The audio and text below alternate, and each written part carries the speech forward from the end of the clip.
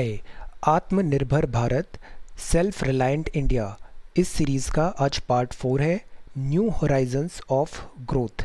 आज हम देखते हैं policy reforms to fast track investment effort towards this Atmanirbhar Bharat. ये क्या होता है empowered group of secretaries, then क्या इन्होंने चेंजेस किए हैं एफडीआई में, and what you mean by this new champion sectors. Upgradation of industrial infrastructure का बात है, ये क्या होते हैं cluster based approach, what does it mean by this cluster based approach. Then ये आईआईएस इंडस्ट्रियल इंफॉर्मेशन सिस्टम, इसका क्या मतलब होता है, डीआईपीपी इसे क्या रेगुलेट करती है और इसका यूजफुलनेस क्या है। न्यू होराइजन्स ऑफ ग्रोथ में will talk about this commercial mining in coal sector. India में कितने कोल रिजर्व्स हैं, किस कैटेगरी का कोल मिलता है, रेवेन्यू शेयरिंग मॉडल क्या है, will get to know. Then commercial mining in coal sector policy changes, diversified opportunities हैं investment, then coal gasification and coal liquefaction, syngas, liquid hydrocarbons, then EIA 2020 draft proposals, liberalized regime in coal sector, coal bed और natural gas।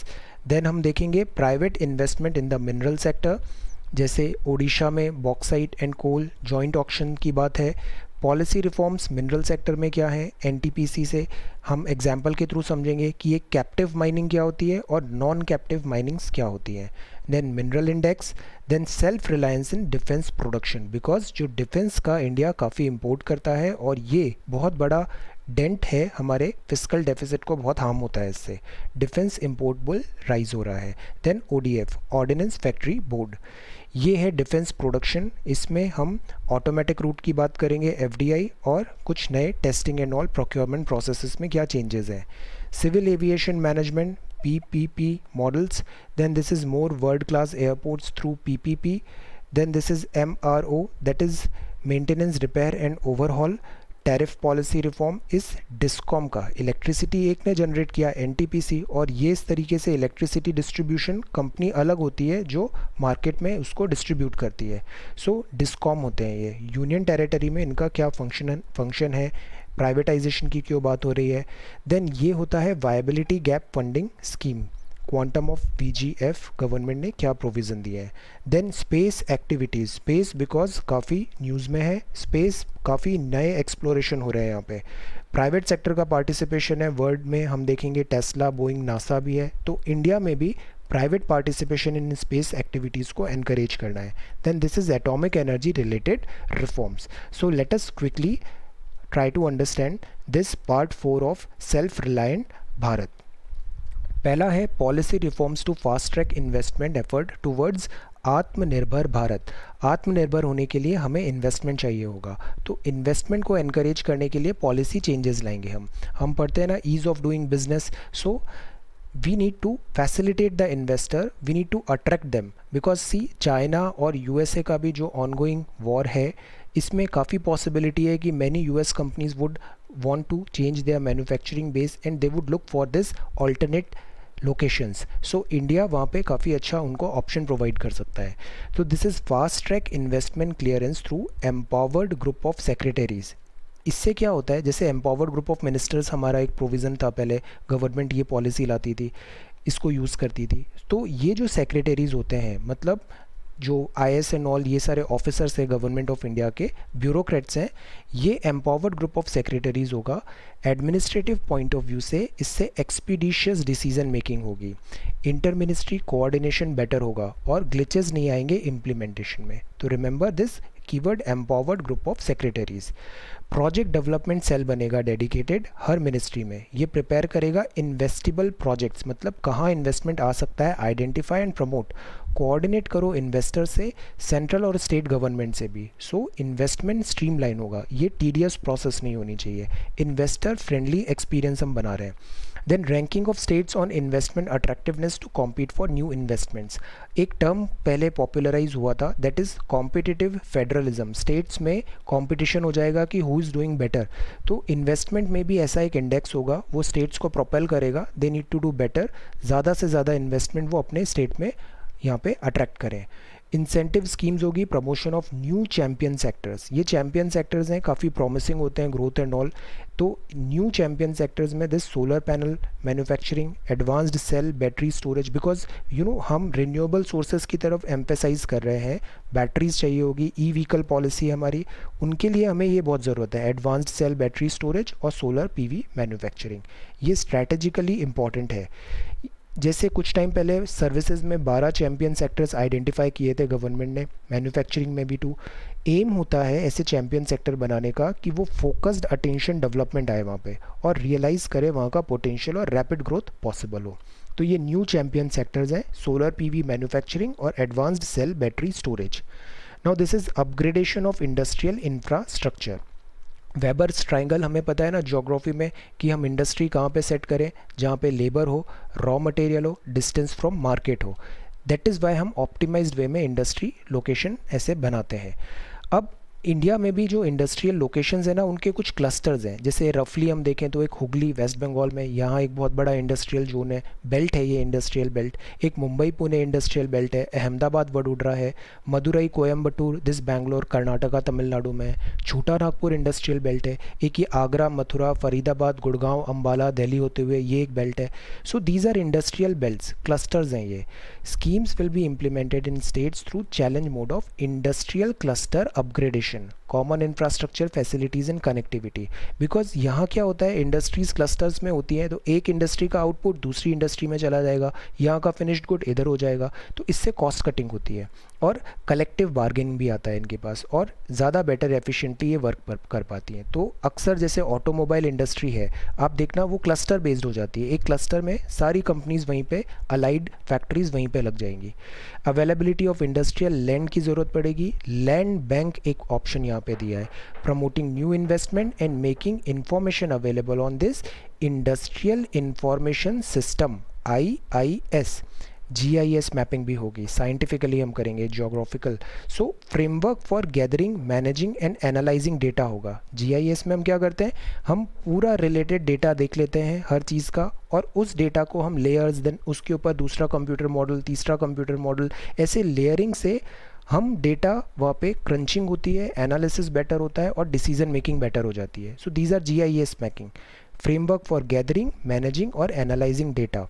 तो इससे क्या होगा, DIPP ने अभी recently GIS enabled database की बात किया था। Raw material, geography, terrain, distance from logistic nodes और अर्बन इंफ्रास्ट्रक्चर, ये सारे फैक्टर्स हैं, इनका डेटा रेडली अवेलेबल है, ऑप्टिमाइज्ड है, उसकी स्टडी से इंडस्ट्रियल सेटअप बेटर होगा एनालाइज डेटा से। सो 3376 आई park estate says special economic zone 5 lakh Hector में इंडस्ट्रियल इंफॉर्मेशन सिस्टम ऐसा उन्होंने प्रोवाइड किया है। All industrial parks will be ranked इन 2021 में। रैंकिंग मतलब इनमें कंपटीशन आएगा, हमें इन्वेस्टमेंट में क्लैरिटी रहेगी इन्वेस्टर को कि कहाँ पे हमें ग्रोथ करना है etcetera, industry setup and all. So again this is about infrastructure. Then ये न्यू होराइजन्स हैं ग्रोथ के, जहाँ ग्रोथ पॉसिबल है।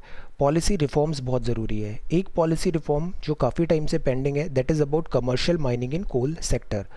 कोल का इंडिया 5th लार्जेस्ट रिजर्व है वर्ल्ड में। इंडिया में गोंडवाना कोल भी है, मेजॉरिटी यही है 99+%। एक टर्जरी कोल भी मिलता है नॉर्थ ईस्ट एंड ऑल में। ये जो कोल होता है, इंडिया सेल्फ रिलायंस चाहता है यहाँ पे। We need to reduce import of substitutable coal और सेल्फ रिलायंस इंक्रीज करना है कोल प्रोडक्शन में। कोल में भी depending upon carbon percentage anthracite, bituminous, lignite और पीट हो सकता है। इंडिया में ज़्यादातर बिटुमिनस मिलता है। कोकिंग कोल जो होता है वो इंडिया सफिशिएंट नहीं है, तो उसके लिए हमें इंपोर्ट करना पड़ता है। कोकिंग कोल बहुत इंपॉर्टेंट है मेटलर्जी एंड ऑल में। गवर्नमेंट इंट्रोड्यूस कर रही है कंपटीशन, ट्रांसपेरेंसी, प्राइवेट सेक्टर का पार्टिसिपेशन इस कोल सेक्टर में। नेशनलाइजेशन हुआ था कोल का, देन 2015 में डी नेशनलाइजेशन भी हुआ है। रेवेन्यू शेयरिंग मैकेनिज्म होएगा, मतलब जितना इनकम आ रहा है, रेवेन्यू जनरेट हो रहा है, उसके हिसाब से शेयरिंग होगा। ये नहीं कि एक फिक्स्ड रुपया पर टन के हिसाब से हमने रेट डिसाइड कर लिया, तो ये ज़्यादा फेयर और एफिशिएंट होने के ऐसा बोला जाता है। Earlier only captive consumers with end use ownership could bid, अब ये हट जाएगा। Any party can bid for a coal block and sell in the open market. तो इससे क्या होगा, ऑक्शंस एंड ऑल ज़्यादा फेयर वे में होगा, ज़्यादा यहाँ पे इन्वेस्टमेंट आएगा, ज़्यादा अट्रैक्शन होगा और ज़्यादा बेटर ये परफॉर्म करेगा। Entry norms will be liberalised, nearly 50 blocks जो हैं ऑफर्ड इमीडिएटली होंगे. नो एलिजिबिलिटी कंडीशन है, open competition, only upfront payment चाहिए होगा विद अ सीलिंग. देन यहाँ पे एक्सप्लोरेशन कम प्रोडक्शन रिजीम होगा पार्शली एक्सप्लोर्ड ब्लॉक्स का. जो भी जैसे हमने KGD6 देखी है, ये जो गोदावरी कृष्णा गोदावरी का यहाँ पे शेल गैस के हैं, यहाँ पे ब्लॉक्स हैं, ऐसे कोल के भी ब्लॉक्स हैं, कोल की सीम्स होती हैं ऐसी. अब इसमें पहले एक्सप्लोरेशन करना पड़ता है, फिर देखना पड़ता है फिजिबल है या नहीं है यहाँ पे माइनिंग एंड ऑल. तो एक्सप्लोरेशन कम प्रोडक्शन रिजीम होगा पार्शली एक्सप्लोर्ड ब्लॉक्स में भी जो कंप्लीट नहीं हुए हैं. अर्लियर प्रोविजन था ऑक्शन का कि फुल्ली एक्सप्लोर्ड ब्लॉक्स ही होंगे, बट अब पार्शली एक्सप्लोर्ड ब्लॉक्स भी ऑक्शन हो सकते हैं. तो इससे ज़्यादा अवेलेबिलिटी हो गई कोल ब्लॉक की. हम अलाउ करेंगे प्राइवेट सेक्टर पार्टिसिपेशन एक्सप्लोरेशन में. Production earlier than schedule will be incentivise. See, आपको बोला था ये वर्क आप 1 मंथ में करना है, आपने 15 डेज में कर दिया, तो you should get some incentivise करना पड़ेगा हमें यहाँ पे, ताकि एनकरेज करें अपन एफिशिएंसी को और स्पीडी वर्क को. तो इनको रिबेट मिलेगा. अगर आपने शेड्यूल से पहले काम कर लिया तो रिबेट मिलेगा, डिस्काउंट्स मिलेगा रेवेन्यू शेयर में. तो इससे एफिशिएंसी आएगी, एक इनको प्रोत्साहन मिलेगा कि जल्दी काम करना है, अच्छा काम करना है. Then diversified opportunity coal sector में है, इन्वेस्टमेंट करीब 50,000 करोड़ का. कोल गैसिफिकेशन एक चीज़ होती है, कोल जैसे होता है ये सॉलिड फॉर्म में है, दिस इज़ कोल. इसको हम सिन गैस बना रहे हैं सपोज, तो इसमें CO, hydrogen, CO2, CH4, H2O ये सब होता है. एक कोल जो होता है ना, तो जैसे इंडिया है, इंडिया में काफ़ी सारा कोल है, बट इंडिया में फॉसिल फ्यूल में पेट्रोलियम नहीं है. तो क्यों ना हम कोल को लिक्विड हाइड्रोकार्बन में कन्वर्ट कर दें. कोल हमारे यहाँ अबेंडेंट है, तो अगर लिक्विड हाइड्रोकार्बन में कन्वर्ट करें तो कुछ मॉडिफिकेशन इन ऑल के we can have some substitute of this petroleum. तो ये एक अटेम्प्ट होता है to replace fossil fuel petroleum, but ये थोड़ा एक्सपेंसिव भी हो जाता है. आइडिया ये होता है कि हम रिलायंस जो है इम्पोर्ट को उसको कम करें. तो यहाँ कोल गैसिफिकेशन और लिक्विफिकेशन से सिग्निफिकेंटली लोअर होगा एनवायरनमेंट इम्पैक्ट. ये असिस्ट करेगा switching to gas based economy instead of this petroleum. Infrastructure development करीब 50,000 करोड़ का है. CIL का टारगेट है 1 बिलियन टन्स कोल इवैक्यूएशन एनहेंस करना है. प्रोडक्शन फ्रॉम प्राइवेट ब्लॉक्स भी आएगा. देन कोल जो mechanise transfer of coal conveyor belt होगा from mines to railway siding. Conveyor belt मतलब जैसे ये ऐसे घूमती रहती है, जैसे आप ट्रेडमिल देखते हैं ना, ये ऐसे कन्वेयर बेल्ट है. तो इसमें सामान रखा, एयरपोर्ट्स में जो यूज़ होती है कन्वेयर बेल्ट होती है. ज्योग्राफी में भी हम देखते हैं अर्थ का जो इंटरनल है, दिस प्लेट जो हो रही है, प्लेट मूवमेंट एंड ऑल हो रहा है, और सी स्प्रेड थ्योरी है, उसमें भी ये कन्वेयर बेल्ट टाइप मोशन होता है. तो इससे क्या होगा, स्पीड आएगी, एफिशिएंसी आएगी. मीनवाइल हमने न्यूज़पेपर में देखा था EIA 2020 का गवर्नमेंट ने ड्राफ्ट प्रपोजल दिया है और आपके व्यूज़ मांगे हैं. Have a look. ये जो 2006 का EIA था, इससे काफ़ी ज़्यादा चेंजेस आए हैं EIA 2020 में. Have a look. Environmental impact assessment. Liberalise regime होगा कोल सेक्टर का. कोल जो बेड्स होते हैं वहाँ पे नेचुरल गैस भी होता है कोल बेड्स की, that is coal bed methane बोलते हैं. इसका एक्सट्रैक्शन राइट टू ऑक्शन होगा कोल इंडिया लिमिटेड को. ईज़ ऑफ डूइंग बिजनेस हम ईजी करेंगे. माइनिंग प्लान सिंप्लीफिकेशन लाना है. माइनिंग प्लान को शॉर्टन करना है. Amenable for loading online. Automatic 40% increase करना है एनुअल प्रोडक्शन में भी. कंसेशन मिलेगा commercial terms given to CIL, इतने वर्थ का क्रेडिट मिलेगा. Then non powered consumer reduce credit, this all मिलेगा. एनहेंस होगा private investment in mineral sector. कैसे हम यहाँ पे इंट्रोड्यूस करेंगे, बूस्ट करना है state of the technology. Art technology भी आए, मतलब लेटेस्ट टेक्नोलॉजी आए एक्सप्लोरेशन में. सीमलेस कंपोजिट एक्सप्लोरेशन होगा, cum mining cum production regime. 500 mining block offer किए जाएंगे. ओपन और ट्रांसपेरेंट ऑक्शन प्रोसेस, ये बहुत ज़रूरी होता है, open and transparent auction process. Introduce करें joint auction of bauxite and coal mineral block को. हमने NCERT पढ़ लिया है ना 10th का, उसमें बहुत अच्छे से इन मिनरल्स का डिस्ट्रीब्यूशन दिया है. Have a look, you would love it. Bauxite कहाँ पर मिलता है, कोल कहाँ पे मिलता है, कितना परसेंटेज कोल है, टाइप क्या है, बॉक्साइट कैसे बनता है, इसका मेटलर्जी कैसे होता है, इससे एल्यूमिनियम जो बनाते हैं अपन उसमें इलेक्ट्रिसिटी कंजम्पशन इतना ज़्यादा क्यों आता है. बॉक्साइट 80% ओडिशा में है, आंध्रा करीब 18% है. ऐसे बहुत अच्छे से NCERT में सारा दिया है, कॉपर का, bauxite, iron, coal, aluminium, everything. Electricity consumption इसमें ज़्यादा होता है बॉक्साइट के लिए. Then policy reforms mineral sector में. NTPC सी, यहाँ हम एक कॉन्सेप्ट देखते हैं, रिमूव डिस्टिंक्शन बिटवीन कैप्टिव और non captive mine. Captive mine क्या होती है, जैसे NTPC है, ये बिजली पैदा कर रही है, इसको कोल चाहिए, तो सरकार ने इसको कोल ब्लॉक अलोकेट कर दिया उस कोल ब्लॉक से जो भी कोयला निकल रहा है वो सेल्फ यूज़ के लिए कर रही है, तो ये कैप्टिव माइनिंग हो गई। वो उसको सेल नहीं करेगी मार्केट में, दिस इज़ कैप्टिव माइनिंग। तो अब ये डिस्टिंक्शन हटा गया है कैप्टिव और नॉन कैप्टिव माइनिंग का। ट्रांसफ़र ऑफ माइनिंग लीज हो जाएगा, sale of surplus unused minerals हो सकता है, इसने ज़्यादा प्रोडक्शन कर लिया, ज़रूरत नहीं है तो वो उसको सेल कर देगी, तो बेटर एफिशिएंसी आएगी माइनिंग एंड प्रोडक्शन में। ऑल्दो इसका काउंटर व्यू भी है, कोल इंडिया लिमिटेड यूनियन का एक, I was reading one article, उन्होंने इसको काफ़ी अपोज भी किया है, because this is not the real bottleneck जो कोल माइनिंग प्रोडक्शन में है। देन मिनरल इंडेक्स बनेगा स्टेट्स का, different minerals availability and all, rationalise होगा stamp duty payable at time of award of mining. अब जो दूसरा इंपॉर्टेंट है कोल के बाद, दैट इज़ डिफेंस। सिप्री एक रिपोर्ट होता है स्टॉकहोम का, इसमें बताया है कि सेकंड लार्जेस्ट इंपोर्टर इंडिया निकला है। India second largest importer of arms, इतना सारा पैसा अपन आर्म्स में खर्च कर रहे हैं, और वो भी इंपोर्ट कर रहे हैं, बाहर के देशों से बुला रहे हैं, उनको पैसे दे रहे हैं। इंडिया वैसे ही बहुत डेवलपिंग कंट्री है, बहुत ज़्यादा फाइनेंशियल हेल्थ नहीं है, तो हेल्थ केयर, R&D, इसके बजाय हमारा सारा पैसा लग जाता है इधर इम्पोर्ट ऑफ आर्म्स में, which is not at all good. So that is why make in India चाहिए, हमें सेल्फ रिलायंस चाहिए डिफेंस प्रोडक्शन में। तो हम नोटिफाई करेंगे वेपन्स प्लेटफॉर्म्स जो बैन हो जाएंगे import with year wise timeline. Indigenisation of imported spares is very very important, because से आपने प्लेन खरीदा, रफाल आ रहा है, ये एटलीस्ट 30 ईयर तक, 20-30 ईयर तक हमें सर्विस देने वाला है, तो इसमें स्पेयर्स की ज़रूरत पड़ती है। मिग हम अभी तक यूज़ कर रहे हैं, स्पेयर पार्ट्स की ज़रूरत पड़ेगी, इसका इंडिजिनाइजेशन कराइए। सेपरेट बजट प्रोविजनिंग होनी चाहिए डोमेस्टिक कैपिटल प्रोक्योरमेंट की, इससे डिफेंस इंपोर्ट बिल काफ़ी कम होगा, हेल्प होगी। ऑटोनॉमी दें, अकाउंटेबिलिटी दें, एफिशिएंसी दें। ऑर्डिनेंस सप्लाई, ORDNANC, इसका मतलब होता है ये आयुध निर्माण हो रहा है, और इसमें अगर आई लग देंगे तो ये फिर प्रेसिडेंट का हो जाएगा, this 213 and 123 president, 213 governor of this legislative power. तो ये ORDNANC है, आयुध है, corporation of this ordinance factory board, ये काफ़ी स्टेप इन करेगी यहाँ पे।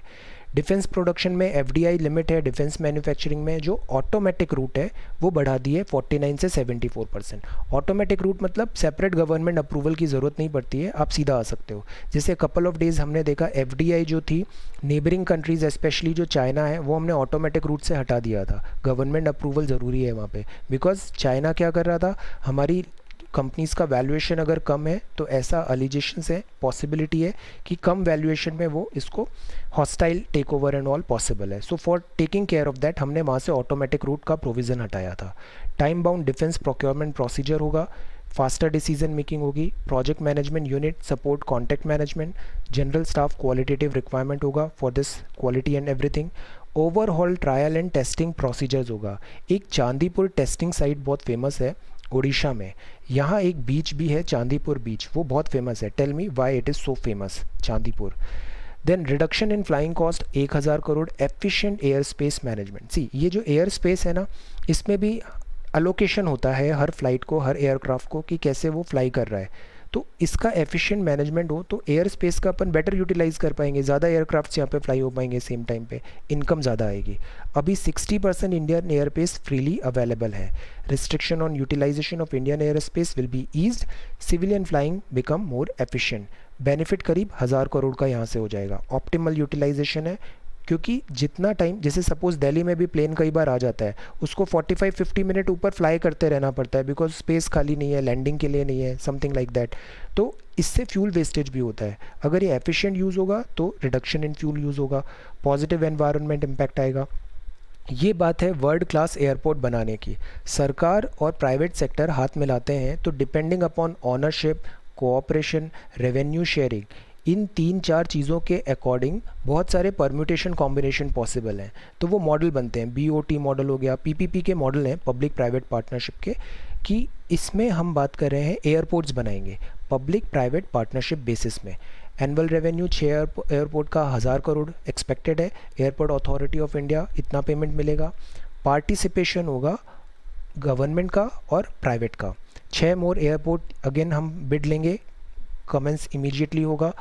Private players in 12 airport again होगा। 6 airport third round of bidding. The whole idea is more world class airports होने चाहिए थ्रू PPP मॉडल, इससे ग्रोथ आती है, इतना वर्क जनरेट होता है, एम्प्लॉयमेंट जनरेट होता है। Then maintenance, repair and overall की बात है, ये एक बहुत बड़ा सेक्टर है। हमने प्रोडक्ट बना लिया ना, उसका मेंटेनेंस करना है, रिपेयर करना है, ओवरऑल करना है। एविएशन में ये बहुत इंपॉर्टेंट है। टैक्स रिजीम मिलेगा, एमआरओ इकोसिस्टम को रैशनलाइज किया है। इससे क्या सप्लाई साइड सब्सिडरी इंडस्ट्रीज़ भी डेवलप होती हैं।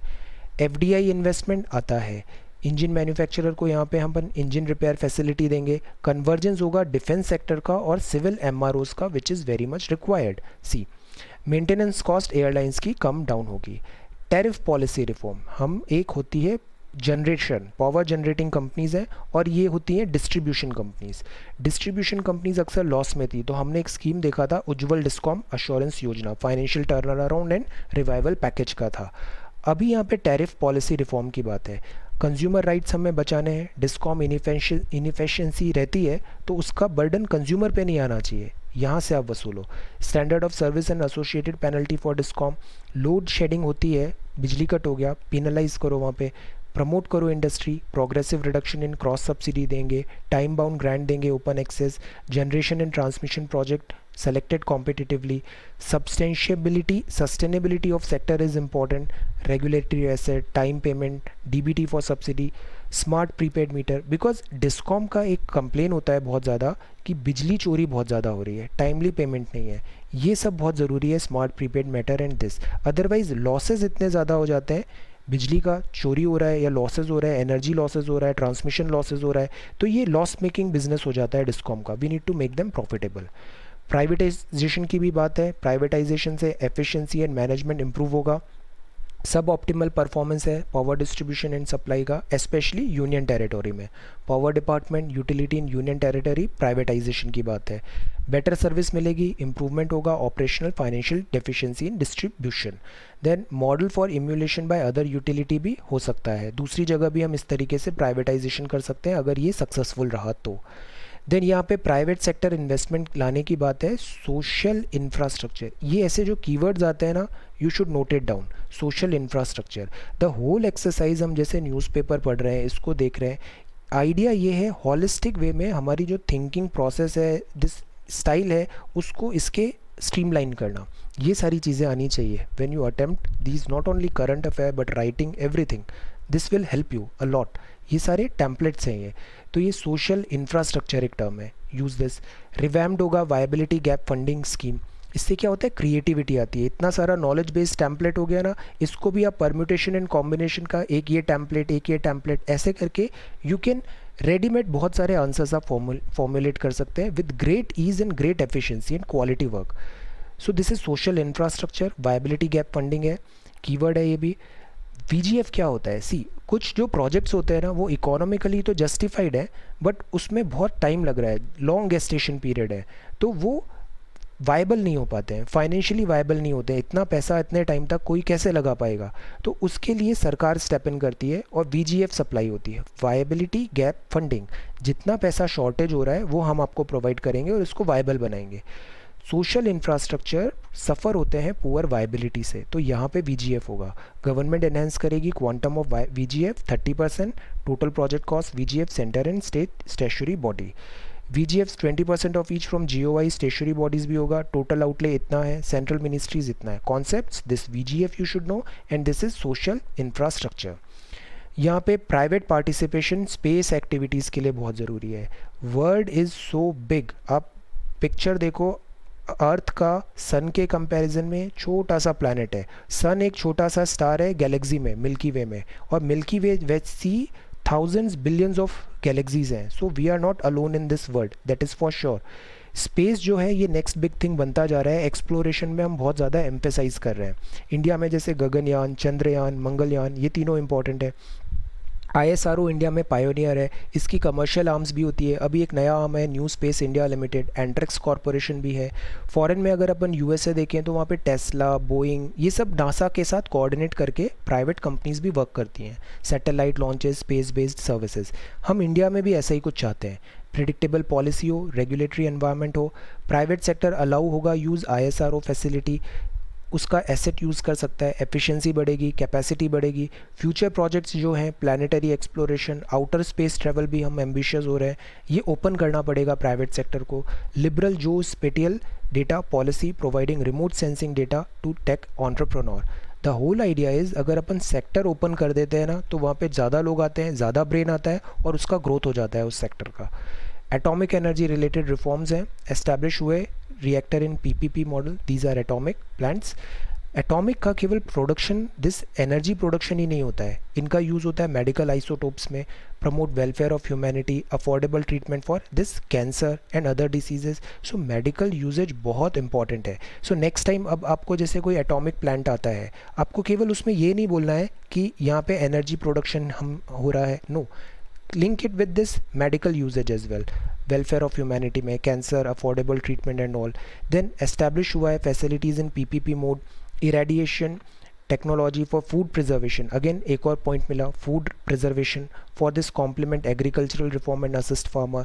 इंडिया का robust startup ecosystem nuclear reactor में है, technology development cum incubation centre, growth के लिए होता है इंक्यूबेशन, अर्ली ग्रोथ के लिए, setup for foster synergy between research and tech entrepreneur, groom होता है यहाँ पे। So again very good idea. So इस तरीके से जो रीडिंग होती है ना, इससे दिमाग खुलता है, नए नए आइडियाज़ आते हैं कि इसको हम ऐसे भी कर सकते हैं, ये भी कर सकते हैं। So use this atomic energy related reforms. So this is the part 4, self reliant India का, atomic energy, privatisation space activity, VGF, then social infrastructure, discom, tariff policy, this is MRO, this is world class airport PPP, this is civil aviation better utilization, defense production, this is defense production self reliance, this is about coal mineral sector, investment in mineral sector, liberalized regime in coal sector, then diversified opportunity, policy reform in coal sector, mining change करने की ज़रूरत है तरीके, कोल sector में हमें self reliant होना है, ये नए हॉराइजन्स हैं। और अपग्रेडेशन है इंडस्ट्रियल इंफ्रास्ट्रक्चर का, ये कुछ इंपॉर्टेंट बेल्ट्स हैं इंडस्ट्रीज़ की। देन पॉलिसी रिफॉर्म्स हैं, दिस आत्मनिर्भर भारत। सो आज 16/5/2020 है, ये पार्ट 4 था, new horizons of growth. Excellent series है, बहुत अच्छे इसमें इनपुट्स हैं। सो this is 1, 2, 3 and now this is part 4. So thank you so much for watching this video. Take care, study well and be safe.